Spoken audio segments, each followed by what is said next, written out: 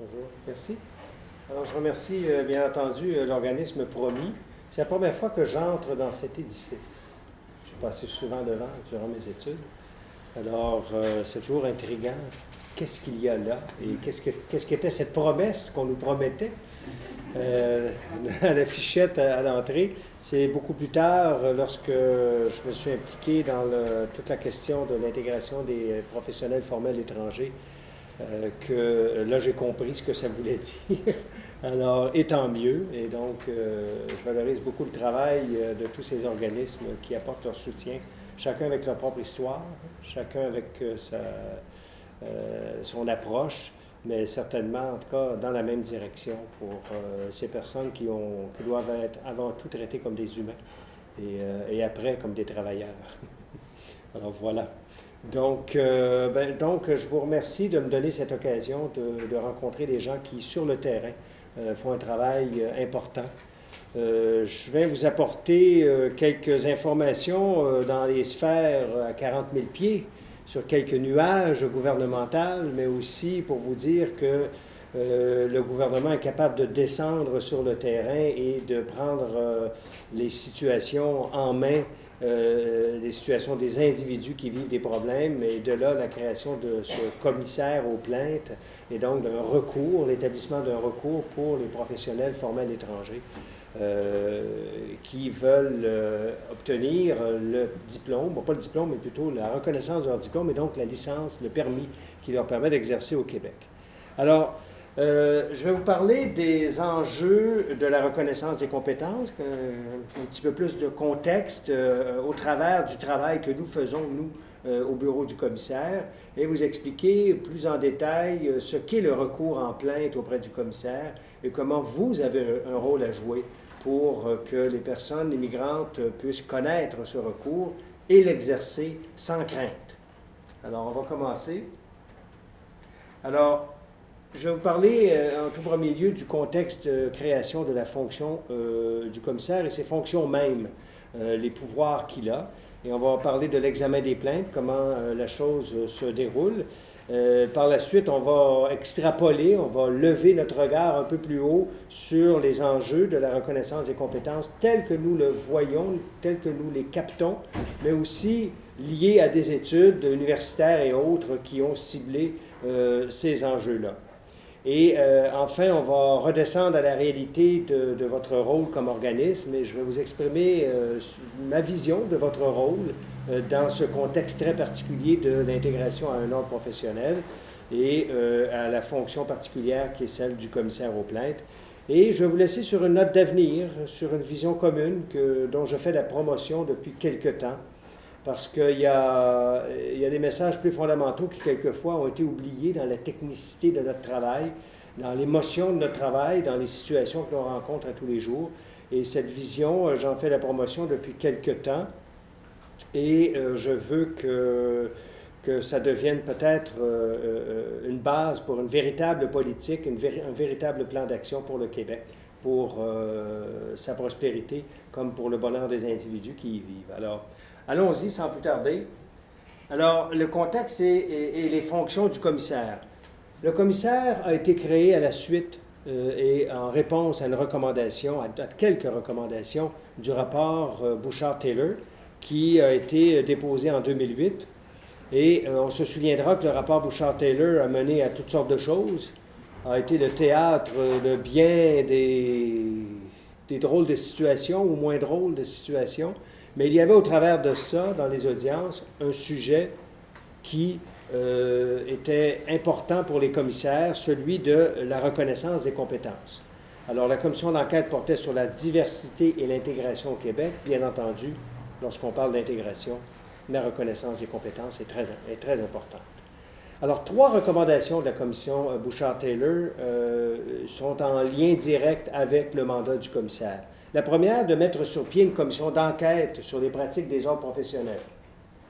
Bon, quelle a été la réponse du gouvernement à cette recommandation? Non. Et je dois vous dire, je n'étais pas même au Québec à cette époque-là, je travaillais à l'étranger, et je dois vous dire que je suis pleinement d'accord avec la réponse du gouvernement à cette recommandation-là. Pourquoi? parce que depuis une vingtaine d'années que j'œuvre auprès des ordres professionnels, l'industrie du diagnostic, c'est-à-dire quels sont les problèmes, documentons les problèmes, eh bien, elle a été florissante. Nous les connaissons, ces problèmes. Il n'y a plus de raison de se relancer encore à des commissions d'enquête ou des groupes de travail comme le dernier auquel j'ai participé, qui a mené au rapport Bazergui en 2005. Il n'y avait plus, en tout cas, il n'y a pas d'utilité, et ce serait même une perte de temps de se relancer à documenter le problème. Il faut agir. Ça fait longtemps qu'il faut agir. Nous savons sur quoi agir.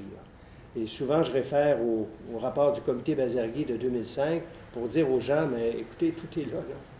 Et en ayant été membre, et je me souviens très bien, l'atmosphère de travail, on s'est dit, il faut que ce soit le dernier rapport qui documente les problèmes. Il faut donc qu'il soit complet, il faut donc qu'il assigne des responsabilités et des choses à faire aux différents partenaires. Alors, donc, je ne suis pas surpris que le gouvernement n'ait pas donné suite à une commission d'enquête sur les pratiques des ordres professionnels. Nous connaissons les problèmes, il est temps d'agir. La deuxième recommandation de Bouchard-Taylor est de mettre sur pied un mécanisme permanent et indépendant en vue d'examiner les plaintes concernant les décisions des ordres professionnels. Pourquoi? Parce que jusqu'à l'avènement du commissaire, les ordres professionnels étaient seuls à faire le travail, à analyser les dossiers et à décider. Il n'y avait pas de recours. Il n'y avait pas de personne autre que les gens de l'ordre professionnel qui regardaient les dossiers et qui pouvaient porter un regard critique, différent. Donc, l'ordre professionnel était roi et maître dans son processus. Et ça apparaissait au commissaire un peu inéquitable, pas très moderne, que des institutions autogérées comme celle-là puissent exercer des pouvoirs qui lui sont assignés par l'État, mais qui ne soient pas soumis à un autre regard au cas où il y aurait des dérapages, au cas où il y aurait des erreurs. Alors, c'est la recommandation principale qui a mené à la création du poste de commissaire. Une autre recommandation a été de clarifier les responsabilités en matière de collaboration entre les ordres professionnels et les établissements d'enseignement pour l'offre de formation d'appoint ou les stages. C'est-à-dire que lorsque un professionnel formé à l'étranger se fait prescrire une formation d'appoint, où est le système d'éducation pour offrir cette formation d'appoint? S'il n'est pas au rendez-vous, ça veut dire que la personne immigrante, la personne formée à l'étranger, est face à un mur. C'est une impasse. Elle ne peut pas compléter son profil pour finalement obtenir son permis.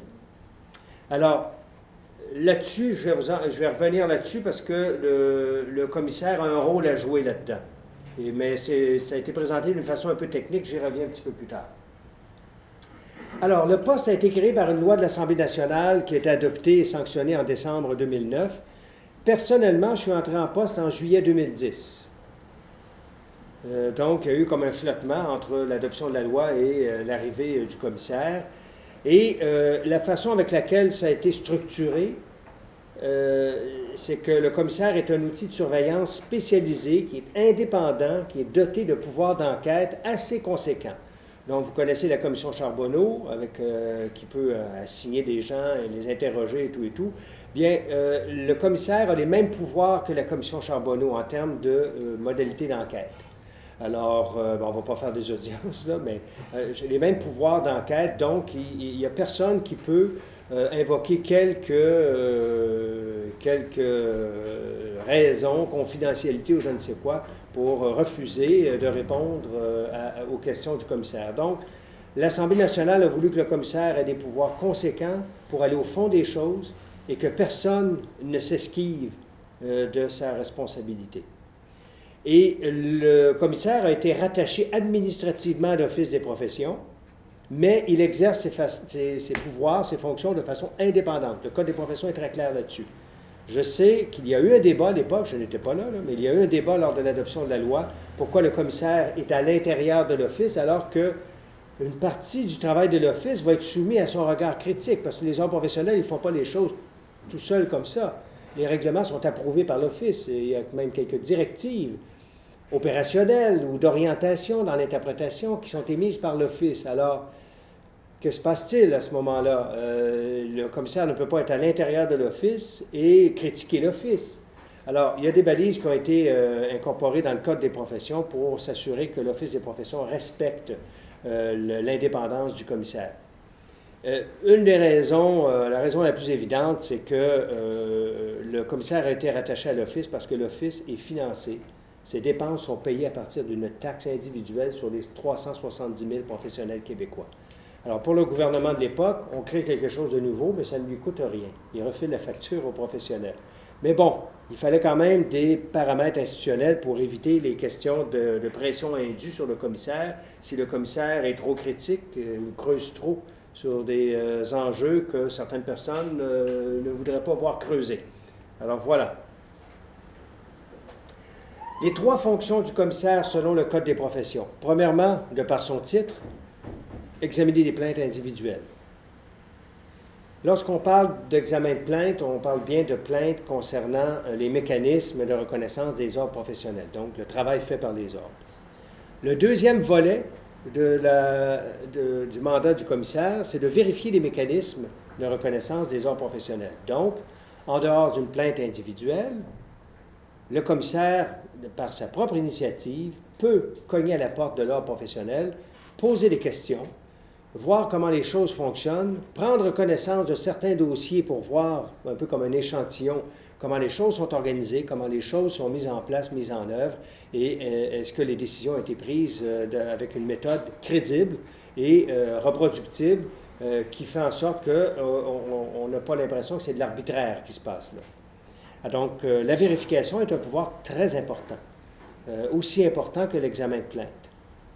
Le troisième volet, c'est justement ce que je vous parlais tout à l'heure, la question de la collaboration entre les établissements d'enseignement et les ordres professionnels pour la formation manquante et les stages. Le commissaire a pour mandat là-dessus de suivre, regardez bien le langage très nuancé, suivre l'évolution des mesures prises par l'Office qui favorisent la collaboration entre les établissements d'enseignement et les ordres professionnels. Ça a l'air un peu tortueux, je vous l'avoue, je vous l'accorde. La raison est que la loi qui a institué le poste de commissaire a aussi ajouté une fonction à l'Office des professions, c'est-à-dire de prendre des mesures pour favoriser la collaboration entre les établissements d'enseignement et les ordres professionnels. Et ça veut dire que l'Office s'active à régler les problèmes. Mais il fallait quand même qu'il y ait un regard indépendant, impartial, distinct et critique. Et c'est là qu'on a donné au commissaire le mandat de voir, de suivre ce que fait l'Office et formuler des recommandations à l'Office et au ministère de l'Éducation, dans ce cas-là, pour améliorer les choses. Alors, déjà là, un petit point très clair que se retrouver rattaché à l'Office des professions, mais le suivre et critiquer son travail, c'est un peu curieux. Jusqu'à maintenant, ça va quand même assez bien, mais il fallait faire quelque chose et on sentait que le milieu de l'éducation était assez réfractaire à l'intervention de toute personne en dehors. Alors, il y a eu le système d'éducation a accepté que l'Office agisse comme catalyseur, comme quelqu'un qui peut interpeller, mais pas nécessairement faire des enquêtes à ce point ou donner des directives au système d'éducation. Et alors là, on s'est dit, on va quand même donner un regard externe sur tout ça au commissaire, ce qui fait qu'il ne donne pas des directives, lui non plus, au ministère, aux gens du système d'éducation, mais quand même, son regard et son propos public va mettre au jour des situations qui vont peut-être responsabiliser les établissements d'enseignement et les ordres professionnels dans ce qu'ils ont à faire. Alors, un édifice qui apparaît curieux, mais qui tient compte des puissances en présence et des contrepoids nécessaires qu'il faut avoir. Je pense qu'il va falloir une réflexion différente sur cette chose-là, parce que je trouve ça un peu tortueux pour arriver à un résultat qui devrait être plus naturel. Alors, nous y reviendrons un jour, lorsqu'on discutera d'une modification au Code des professions, qui est un souhait, en tout cas, que j'ai exprimé auprès des autorités publiques, qu'il y a lieu d'ajuster le mandat du commissaire. La façon avec laquelle c'est fait, c'est bien, c'est une grande avancée, mais il reste des petites choses que la réalité des 5 dernières années de fonctionnement ont révélées et qu'il faut ajuster. Donc, il faut ajuster le mandat du commissaire. Il faut l'élargir à l'ensemble du processus d'admission et pas seulement à la zone très restreinte des mécanismes de reconnaissance des compétences. Alors, au travers de ces trois fonctions, ce qu'il faut aussi comprendre, c'est que le commissaire surveille les ordres professionnels dans l'application des différents mécanismes de reconnaissance qui mettent en œuvre des accords de commerce ou des accords de mobilité. Donc, on parle de l'accord de commerce intérieur, qu'on parle de l'entente Québec-France, même les accords internationaux. Les mécanismes mis en place par les ordres professionnels doivent répondre aux engagements internationaux du Canada et du Québec. Alors moi, ça m'inspire pour critiquer et voir est-ce que les processus des ordres professionnels sont en conformité avec les engagements du Canada et du Québec pour ce qui est de la mobilité, le commerce des services. On parle des services professionnels comme étant quelque chose sujet à un commerce, donc la mobilité des gens. Donc l'entente Québec-France sur la reconnaissance mutuelle des qualifications professionnelles est une entente très importante, même historique, une nouveauté, une innovation dans la mobilité internationale. Et je m'assure que les ordres professionnels suivent bien les concepts et les ambitions de cette entente. Les différents cheminements au parcours d'admission pour les ordres professionnels, vous avez dans votre brochure, dans le dépliant ici, deux petites fiches. L'une présente justement les cheminements d'admission aux ordres professionnels. C'est résumé grossièrement, mais quand même, on voit qu'il y a le diplôme du Québec ou le diplôme reconnu au Québec qui donne ouverture au permis. Vous avez tous les mécanismes ou les parcours de reconnaissance des compétences, que ce soit l'équivalence de diplôme, c'est-à-dire votre diplôme a été étudié, évalué et nous le reconnaissons comme équivalent à celui qui, au Québec, donne habituellement ouverture au permis. Il y a, à défaut d'avoir un diplôme équivalent, l'équivalence de formation et d'expérience. Donc, on regarde, oui, le diplôme que vous avez, même s'il n'est pas équivalent, on va reconnaître ce qu'il y a, à tout le moins, mais on va regarder si vous n'avez pas fait d'autres cours, d'autres formations, si vous avez d'autres expériences, donc d'expériences de travail qui vous ont permis d'acquérir des compétences qui sont requises pour l'obtention du permis. Et là, ça mène à une décision d'équivalence de formation, comme on appelle l'équivalence de formation, qui tient compte de l'expérience de travail. Les deux autres parcours sont ceux où, justement, on a fait une étude de ce qui se fait à l'étranger ou hors du Québec, et on dit, bon, ben le permis de telle province au Canada, on le reconnaît à sa face même, ou on le reconnaît, mais systématiquement, on va demander aux personnes de cette province de faire tel cours pour s'ajuster au contexte québécois. Donc, on fait de la reconnaissance de groupe. Ce ne sont plus les individus qu'on regarde. C'est qu'on sait ce que valent les professionnels des provinces canadiennes ou de certaines provinces canadiennes. On sait exactement le résultat d'une évaluation que l'on ferait individuellement, puisqu'on le fait sur plusieurs années. Et on va incorporer dans un règlement particulier ces permis hors Québec pour dire, ben ceux-là, ils n'ont pas à passer par l'équivalence de diplôme ou l'équivalence de formation. Nous leur donnons leur permis, soit sur simple présentation de leur permis de la province d'origine, soit, le permis, mais il faudra faire tel cours pour s'ajuster au contexte québécois. Et l'autre, c'est lorsque le gouvernement du Québec a signé des ententes avec des pays ou des gouvernements étrangers, c'est le cas de l'entente Québec-France, alors qui automatise le processus. On appelle ça encore de la reconnaissance de groupe, c'est-à-dire tous ceux qui ont les mêmes caractéristiques. Dans le cas de l'entente Québec-France, c'est un diplôme français et un permis d'exercice de l'ordre professionnel français. Et voilà, et avec peut-être une mesure de compensation standardisée, mais à tout le moins, il y a une reconnaissance de groupe. Les personnes qui ont cette caractéristique devront faire cette chose-là pour avoir leur permis au Québec. Alors, c'est une mesure d'automatisation, de facilitation qui est très commode. Il n'y a personne qui peut être en dehors de ces quatre cheminements, quatre parcours de reconnaissance. Chaque individu qui se présente à votre organisme et qui désire exercer une profession réglementée au Québec va se retrouver dans une de ces quatre catégories, schématisées bien entendu. Alors, lorsque l'ordre professionnel rend une décision sur une demande de délivrance de permis, par des parcours de reconnaissance, et que la décision est insatisfaisante, soit parce qu'on n'a rien reconnu, ou soit qu'on a reconnu partiellement, et que la personne dit, mais ils auraient pu se forcer un peu, il me semble que telle expérience était valable. Pourquoi ne l'ont-ils pas reconnue? Et donc me délivrer le permis ou réduire la prescription de formation complémentaire, formation d'appoint qu'ils m'ont donnée. Alors, il y a des recours depuis quelques années.